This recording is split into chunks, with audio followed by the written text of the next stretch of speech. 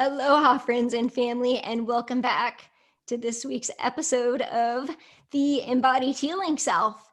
And I have an absolutely gorgeous guest on the show today, inside and out. I'm very excited to share with you. We've had a couple of reschedules, and so I'm always just trusting in the divine timing of everything. And so I'm here to share the beautiful Kate Northrup with you all today. So thank you, Kate, so much for being here today. Thank you so much for having me. It's my pleasure. So for the listeners on the show today, I'm just going to go ahead and read a little about you from your website so that people can be directed to find out more about you there. And then I'm going to invite everyone to just listen to my experience with you since we met in person last April. And I kind of just like to start with the fluffy professional, stuff, but then we'll get to the real stuff afterwards.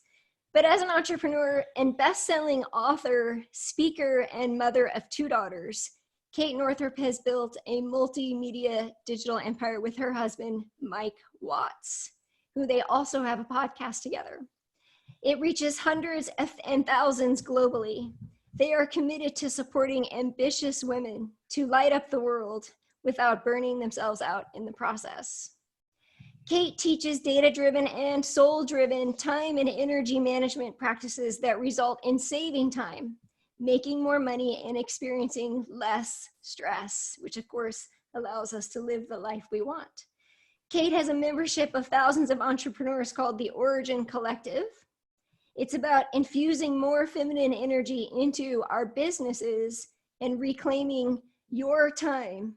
She has helped over 5,000 students heal their relationship with money with her signature Money Love course. Her first book, Money, a Love Story, has been published in 5 languages. And her second book, Do Less, a revolutionary approach to time and energy management for busy moms, is now available wherever books are sold. Her paperback book copy will be coming out April 7th. In addition to that, you also have a Do Less planner that is available digitally, and there's a wait list for the paper copy of that as well to complement the book. Her work has been featured on the Today Show, Yahoo Finance, Women's Health, Glamour, the Institute of Integrative Nutrition, Wanderlust, Huffington Post, and more. Kate and Mike live with their daughters in a cozy town in Maine. So Kate, I really just want to invite you to receive all of that. I like to read people's accomplishments just because I think it's important to celebrate all of the experiences that we have been through to get to where we are. So true. Yeah. So now I'm going to share my experience with Kate. So I met you at Amber Lillestrom's Ignite Your Soul event in April and brought up my copy of my book to meet you.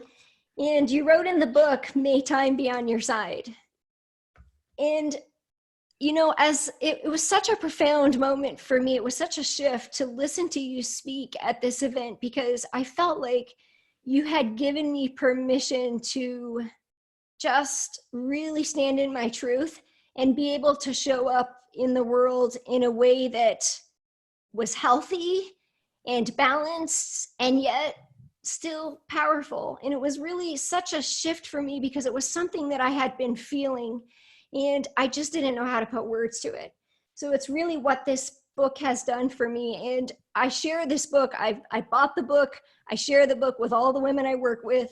Thank you. My personal life story is one of literally almost working myself to death in the corporate world, where I ended up with pregnancy-induced liver failure with the birth of my first daughter. So I say that just to share with the audience that many people who I work with, they know that there's this ego pattern in our culture that wants to be broken, that is one of our self-worth is in the work that we do. And it runs really deep.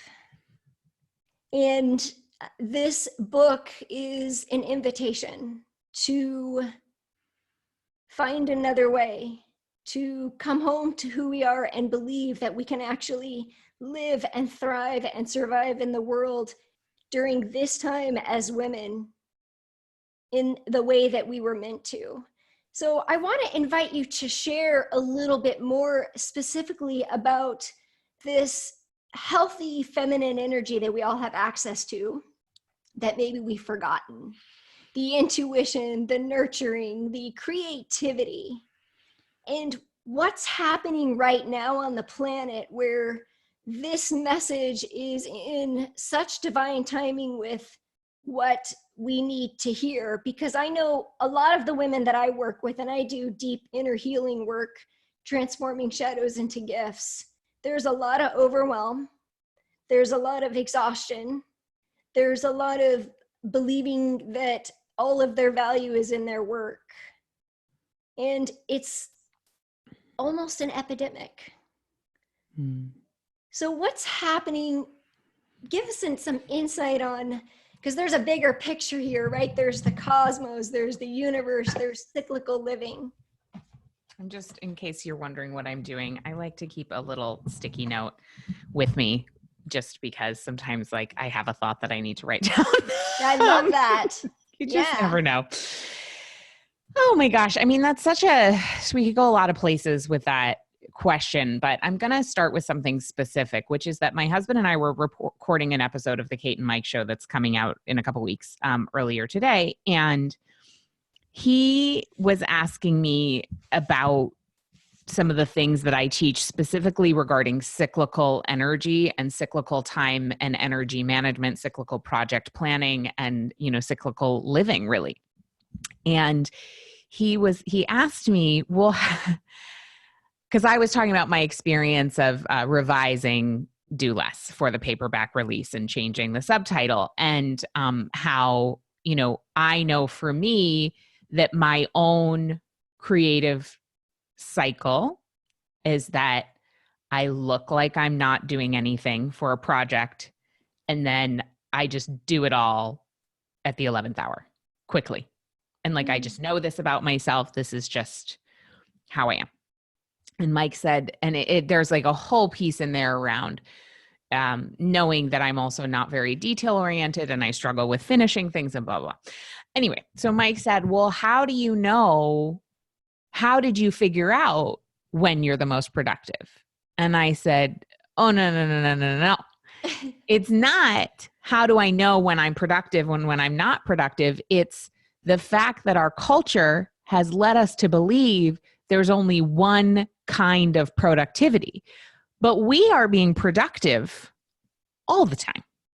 And so that is the feminine energy approach to productivity, time and energy management, where we begin to understand that everything is cyclical. There is nowhere that we're trying to get because we're all just going to die anyway. And and there are 4 distinct types of productivity that happen over the course of the month for a woman, over the course of the month energetically, if we're following the cycles of the moon, over the course of the year, when we look at the 4 seasons, and over the course of a project, bringing a project to fruition. There's these 4 distinct types of productive energy. And there's a real difference between invisible results and visible results. And our work right now on the planet is to bring honoring and sanctity to the invisible just as much as the visible. And what I mean by that is the invisible results are things like feeling good, things like feeling connected, things like our health, our well-being, a feeling of joy, pleasure, just like that feeling that life is good. There's this story my mom always tells me when I was a little girl that I came bounding down the stairs one morning. I was like 9. And she was like, how are you? And I was like, Mom, don't you just love it on those days when you look good and you feel good and your room's clean too? It's like that feeling of things are good, but that doesn't have to be associated with a degree, an amount in your bank account, some kind of accolade, an achievement. Like, how do we cultivate that level of joy and detach it from being dependent upon what we are doing? That's the invisible results that I'm talking about. And it's the yin. It's the whole other half of the spectrum of energy. And we just have a hyper masculine identified culture. And it's just time to bring in more of the feminine energy. And a culture that only celebrates the masculine hurts women just as much as it does men. It's hurting everybody. This is not a man versus woman conversation. Yeah. And in fact, you and I would probably agree that we all have these masculine and feminine energies. They just have different qualities about them. So we're really being invited to tap into and lean more into living in cycles. And I just like to share with the listeners that you have encouraged me to. There's two things that I do in my work cycle. Number one, I color code my entire year based on the seasons. So I even like financially, I have the different seasons as different colors. And I also, I don't work 2 days before my moon cycle comes on. I've just decided, as long as now I'm in my, lower 40s, so I'm, but this cycle isn't always completely consistent, but as long as it is, I set the intention that I would like to rest those 2 days before I start my cycle.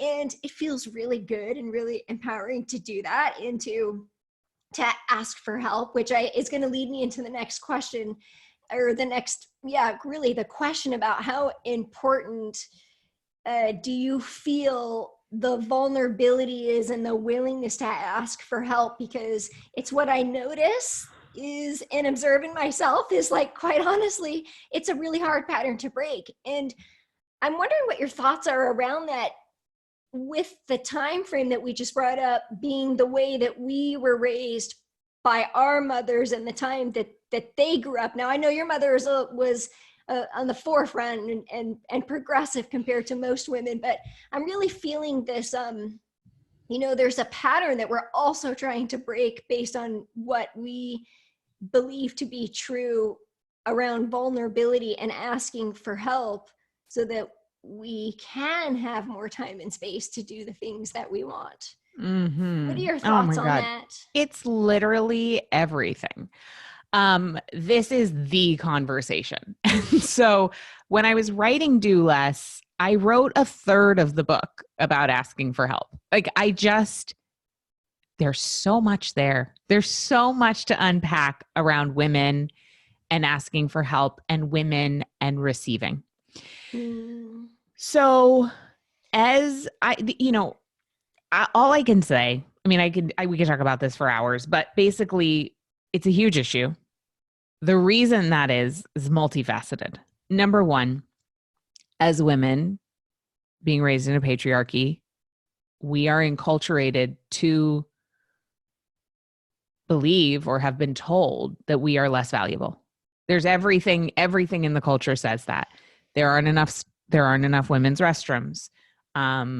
Hotels aren't designed for us. Kitchen counters are too high. Now, that's for a short woman like me, but right there. But I have tall friends, so they're fine. Good things come in small packages. That's what I tell my kids. There's all these ways in which the world has not been thought through at all from a woman's perspective, which communicates every day in these small ways, you do not matter. So we've been raised with that. And some of us have taken it on personally more than others, but we have to stay really vigilant to not take that on.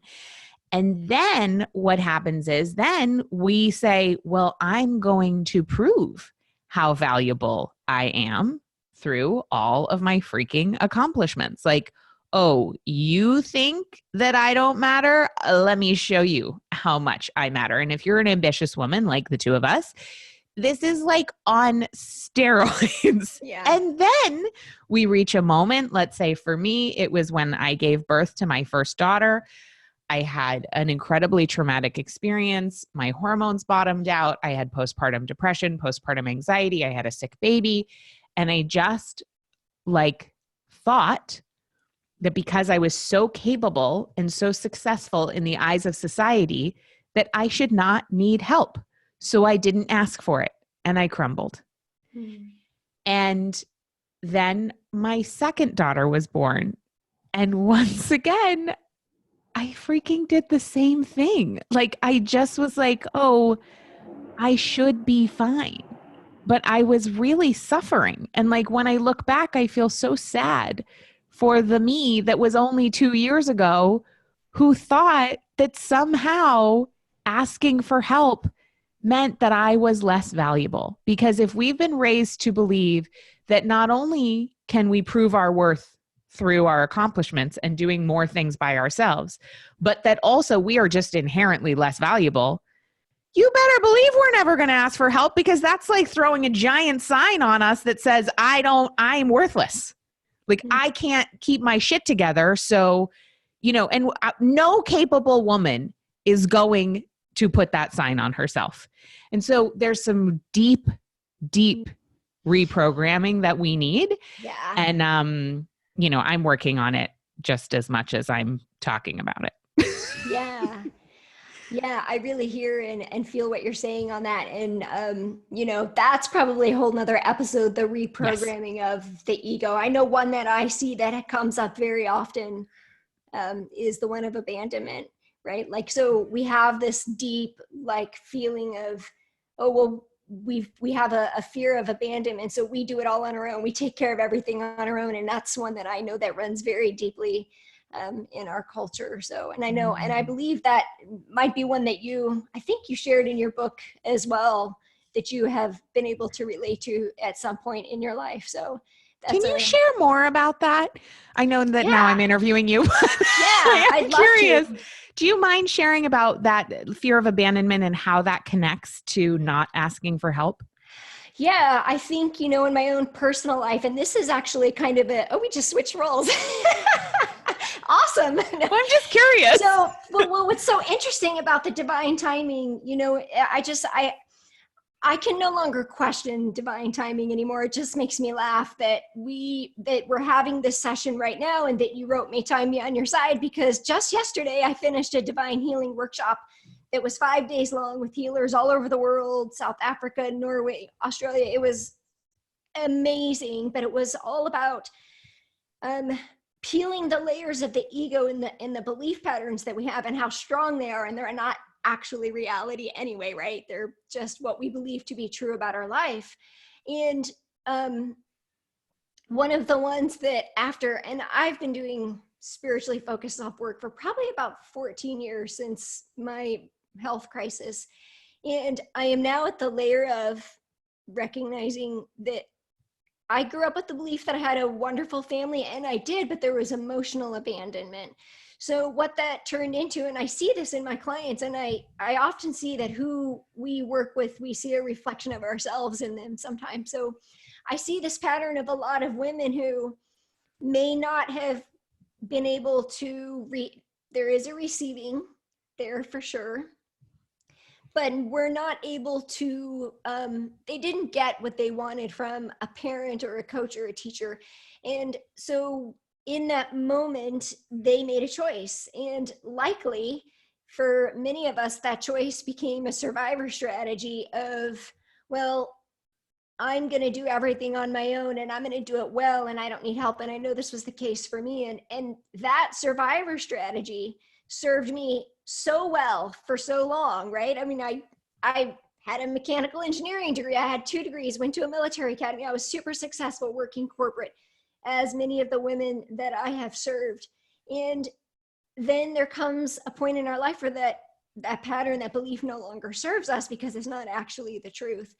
And so in my own personal life, it actually took a health crisis or a breakdown where I physically couldn't, which it sounds like you can relate to, physically couldn't. And I had 2 health crises as well. It's like, I didn't learn the first time. I know. But I physically couldn't move, and I had to ask for help. And I have, as I was peeling layers back this weekend on this work, like, I just realized, like, what is the deep fear? Yes, there's a fear of not being worthy, but there's also a fear of, like, but if I do show up vulnerably and I ask for help and I'm abandoned, that is really painful, versus showing up and already making the other person say no by assuming we're not worthy enough. Like we can energetically do that, right? We can be like, I don't feel worthy enough. That person's not going to show up or what, which, you know, I went through that process as I was meditating for this podcast today. I was like holding the space and I was like, I had to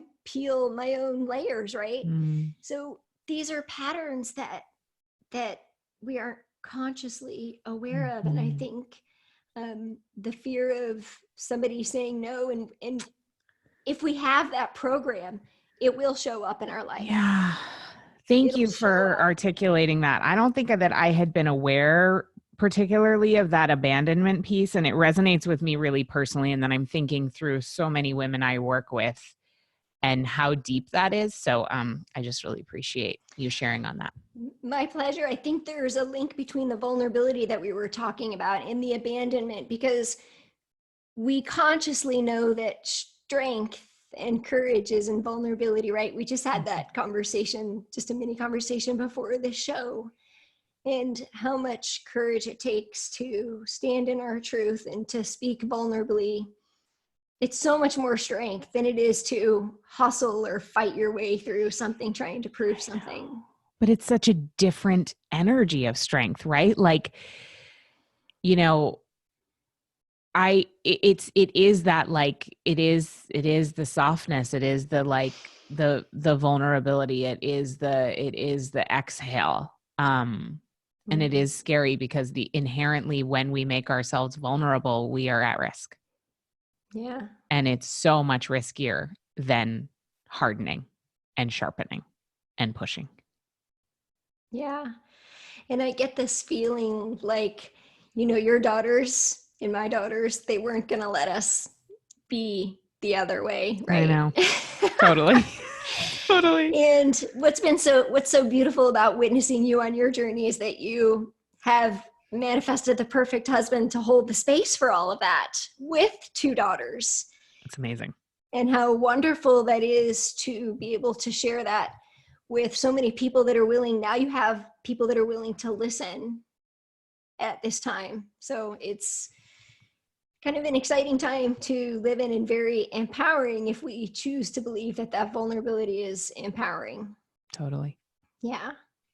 So I want to invite you to share more about, well, one of the things that I love that you say is that you teach women how to make a life, not just a living.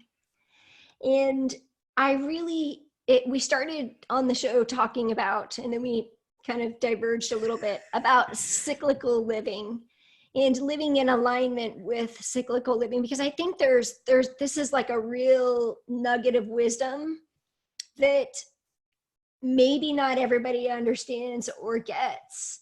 And in fact, if we go back to Native American tribes, and we go back to, you know, other cultures and other ways of living and being, like they had moon lodges, and they had, you know, there were things that there was a way of living and being that women held. And there were matriarchs then as well that honored more natural cycles. And we live in a constant ebb and flow of cycles on every level, in every, you know, part of our being. What would you say is, like, what does being in alignment with cyclical living look like for you and feel like for you, and what has it done for you? Okay. Well, it started really simple. It started when I got my period back after my first daughter was born. She was 13 months old, and I got my period back. And for the first time in my life, I was so excited because it signaled this return to myself after devoting my body to growing and feeding this child, you know, for the previous 21 months ish. And so I was so psyched for the first time ever, because up until that point, you know, I was devastated when I got my period for the first time, and every other month after that, it was just a nuisance. So I was like, oh, this is kind of fascinating. Like, here I am, and here it is. And I was in my early 30s, and I had, you know, I knew kind of about the wisdom of the menstrual cycle from my mom, Kate Northrup, who like wrote the book on this. but we just can't hear certain things from our mothers. So, so I went about learning about the cycle and the different phases of it. And as a major planning junkie, I just was so excited about these 4 phases and how they lined right up with the 4 seasons and how they lined up with the 4 phases of the moon. And I was just like, this is so cool. Like, wow, I could reorganize my time according to what's going on with my body and my energy levels. Well, that just makes so much sense. I mean, there is no better time management tool than our bodies, than our biology, Yes. than our hormonal, ebbs and flows, and certainly our energetic ebbs and flows. If you're not having a cycle for whatever reason, the moon is doing this all the time. You do not have to have a uterus even for you to connect with that. And so that's how it got started, was just a little journaling practice that I would do every night, where I would write down the day of my cycle that I was on, the phase of my cycle, whether it was menstrual, follicular, ovulation, or luteal. And then I would write down the phase of the moon and just a few little notes about, like, I was really tired today, or like my libido was really high, or I feel super irritated. Like, I would just write down 1 or 2 things. And just because I wanted to get to know myself, I just wanted to get to know myself. And then from there came this idea of, wow, okay, so if we go through this every month, I started to look at my projects, like book projects or a website redesign or an online launch for a course. I started to look at those through the lens of these 4 energetic phases. And I realized how important it was and how we'd been missing this piece in our company of the rest and restore, which is something that the earth does every year on purpose. Now, I know in some areas more than less.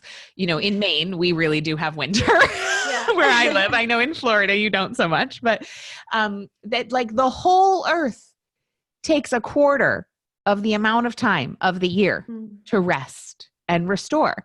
And then there's a quarter for new beginnings and that springtime energy. And there's a full quarter for summertime energy, full bloom, that vitality. And there's a full quarter for completion and wrapping things up. And I thought, well, we need this in our company, and we need to build in specifically. We've always been great at the initiating and launching, but we were never so good with the wrapping things up and completion, and then the rest and restore.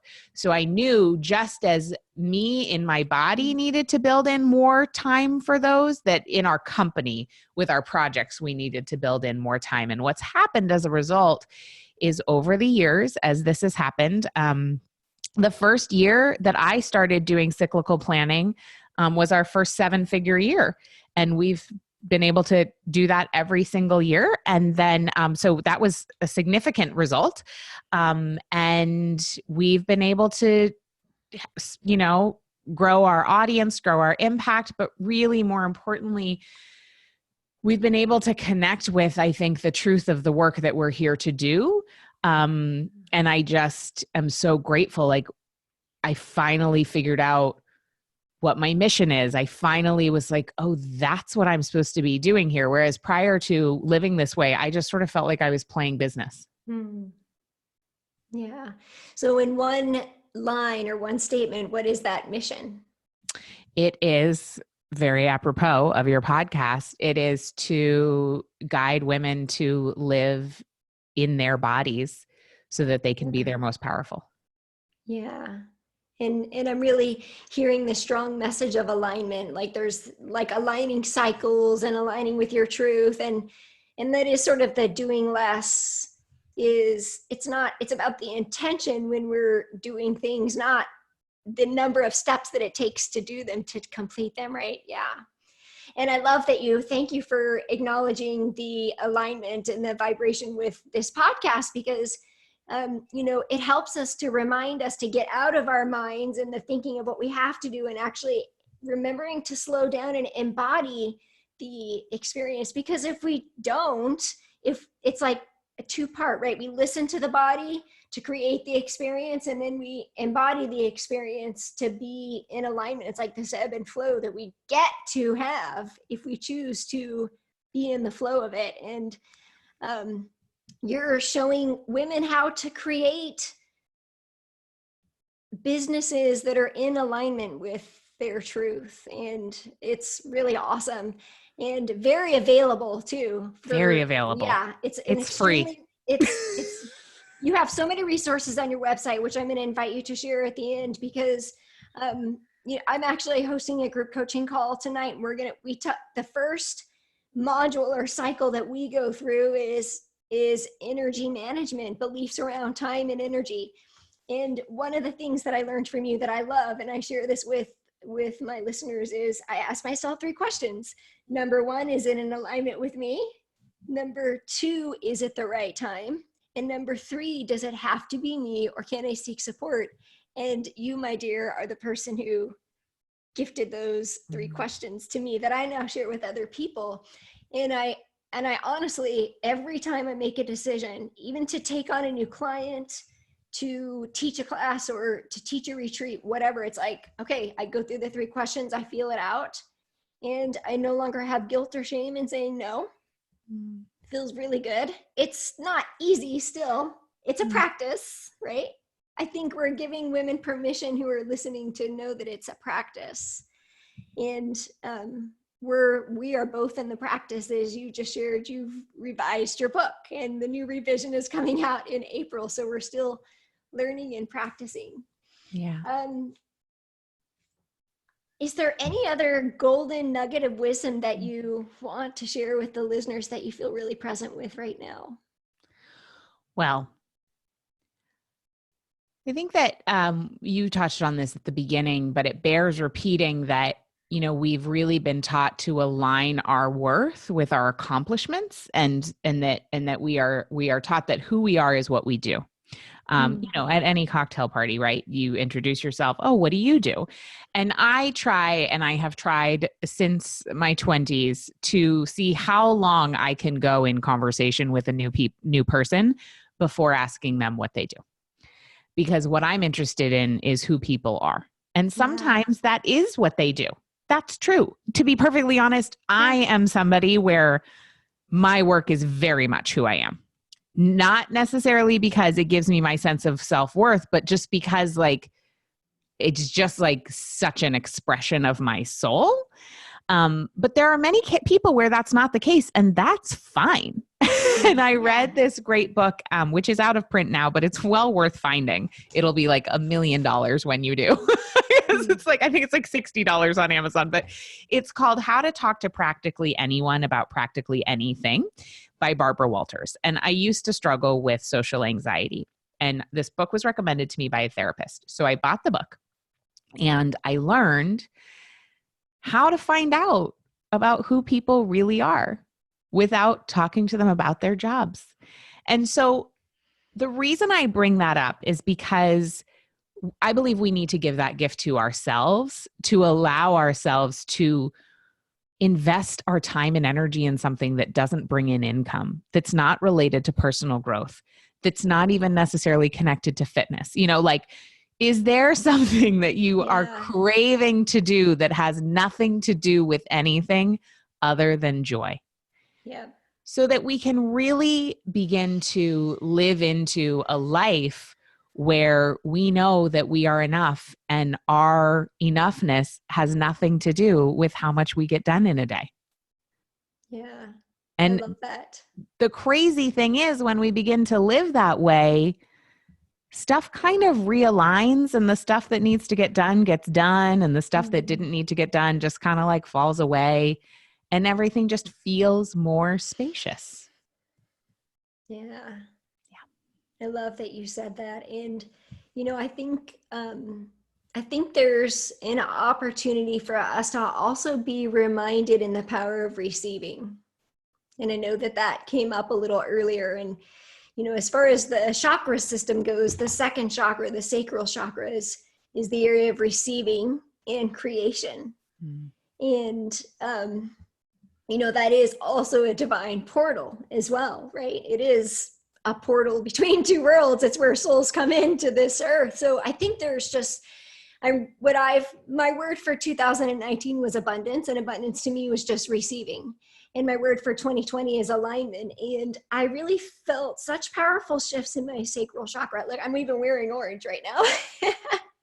It was such, such insight that I gained and I witnessed in other women on it. There's also an invitation for us to slow down enough to receive.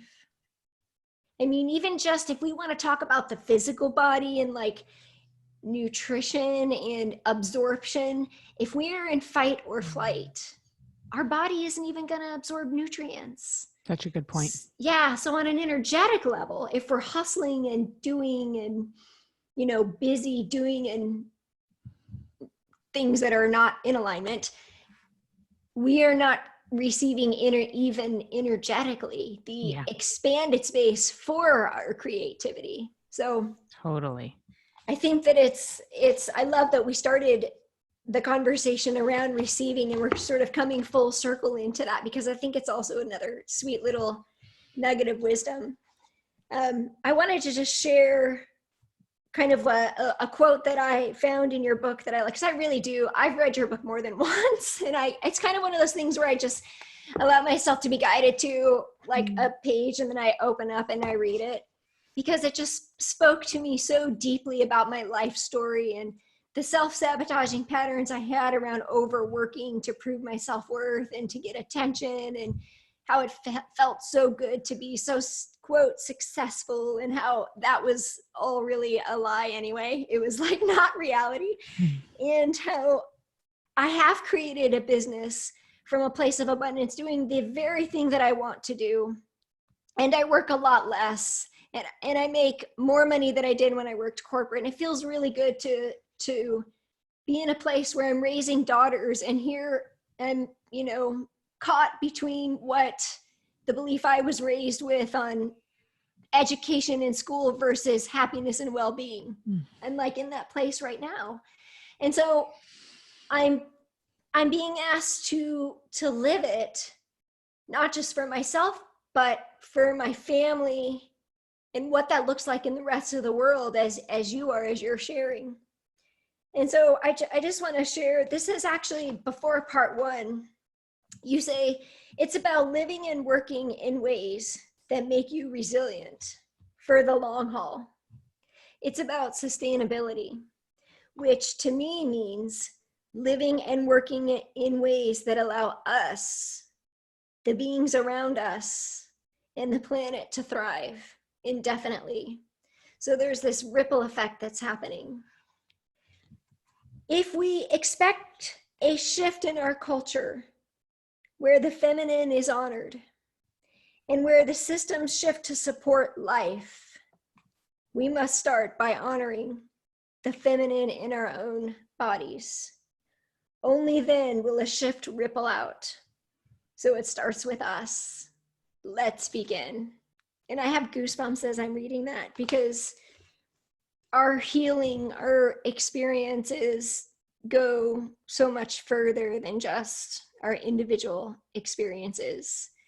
And I just want to thank you for being a person who has had the courage to share your experience through a book, through a podcast, through speaking, for your daughters, for your family, for the state of Maine today, for the future of our children and our planet.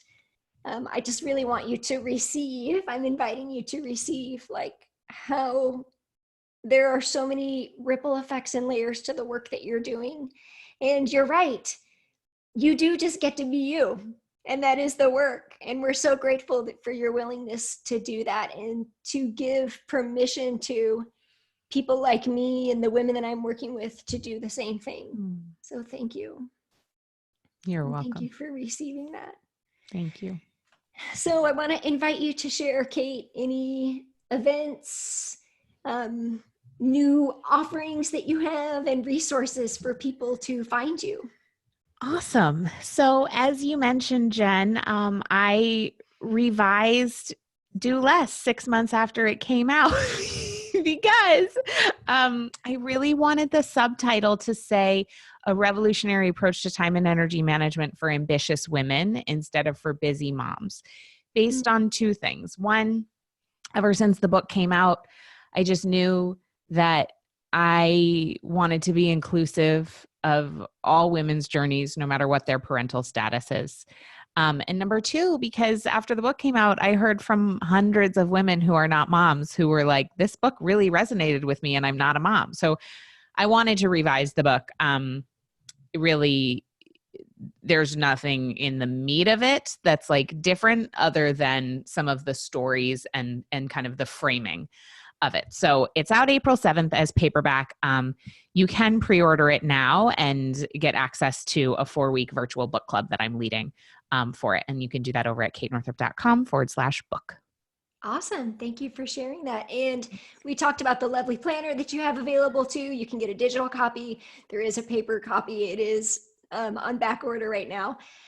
But you also have a ton of really nice resources on your website as well, which I'll drop the link to those because there's some classes, your other book, and tons of other resources. And I love that you're in alignment with this new cycle in reprinting the book, because what I have found to be true is how we show up in one area of our life is how we show up in multiple areas. So it's not about becoming a mom for us. That was like our pivot point, but it was the underlying shift, the underlying desire or need that was happening that created that experience, right? Which is knowing our self-worth in who we are, not just in what we do. So Totally. I love that. Kate, it's been such an honor to have you on the show. Thank you.